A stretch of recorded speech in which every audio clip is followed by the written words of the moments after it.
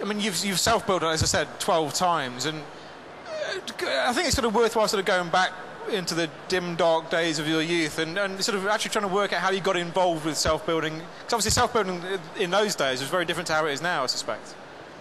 It was. I think, first of all, it wasn't a mainstream industry like this. This is mainstream industry. There are normal people here.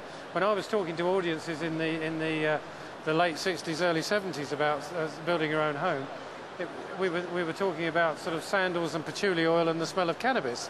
It was quite a different world, you know. It certainly wasn't mainstream.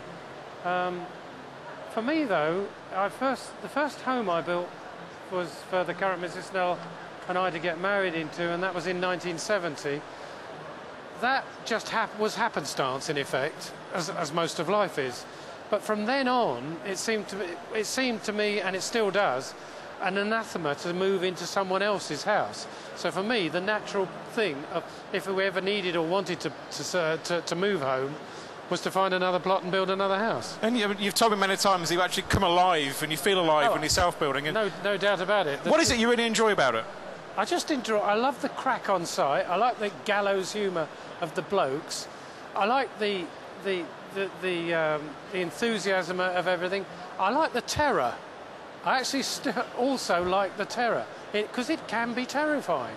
But I just feel alive. And when the 4-year gap, Mrs Snell didn't really want to move for a while, and we stayed in one house for 4 years, which is nearly 4 times longer than we normally stay anywhere. And I would have gone mad in that time if my son hadn't wanted a house built, and I helped him do that. So, you know, kept me alive again. Now, and you actually project manage all of your own building sites rather than get a builder in. And do you feel that kind of gives you a much greater level of control? But what else do you think it brings to you? I think it's a natural way for me to do. Just again, life's what happens to you when you're busy making other plans. And basically, I started off life using subcontractors, and then we had the miners' strike and everything. And in the end, I ended up doing everything. I built 4 houses with my own hands, doing all the trades. And so therefore, to me, again, it's just natural to use subcontractors. I no longer use my own hands. 64 years old, I mean, why should I?